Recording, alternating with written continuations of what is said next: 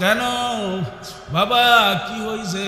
বলে হুজুর আমি যেই গাছের দিকে তাকাই, হুজুর যেই গাছের দিকে আমি দৌড়ে যাই গাছ কাটার জন্য, ওই গাছটাই দেখি আমার মাওলার জিকির করে।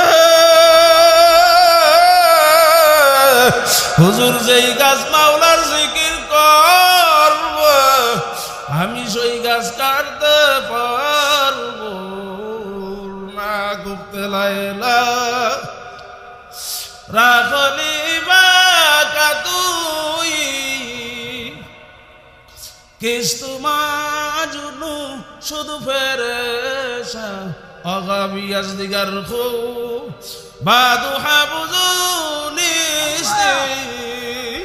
গুপ্তে খামুশ তুচু মাজনুনিস তিদিদায়ে মাজ নো আগার বুদে তুরা হর দু আলম বেখাতের বুদে তুরা।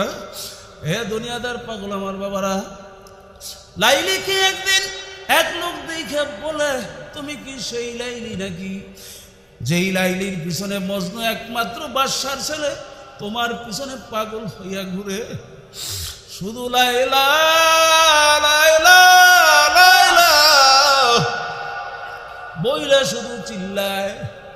তুমি কি সেই লাইলি নাকি যেই মজনুর ঘুম নাই, খাওয়া নাই, ঘর নাই, বাড়ি নাই, কোনো খবর নাই, ব্যবসার খবর নাই, ভবিষ্যতে সে বাদশা হবে তারও পর্যন্ত কোনো খবর নাই?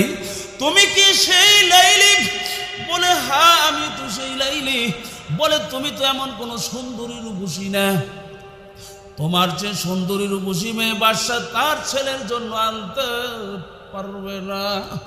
আসলেই মজনু তো একটা পাগল, মজনু তো একটা হাম্ম।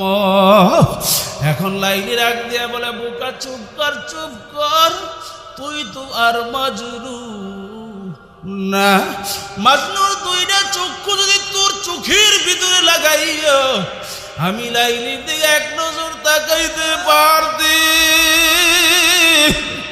আমি লাইলির যে সুন্দরী এই দুনিয়াতে আর খুঁজে পাওয়া যাইতো না। কি জোরে বলো কথা ঠিক কিনা? আল্লাহর বান্দারা, লাইলির জন্য যদি মজদুর চক্ষু ভিন্ন হইতে পারে, বাবারে আমার মাওলার পাগলদের জন্য, আমার মালিকের জন্য চক্ষু কেন ভিন্ন হবে না? বাবা এক মাওলার পাগল।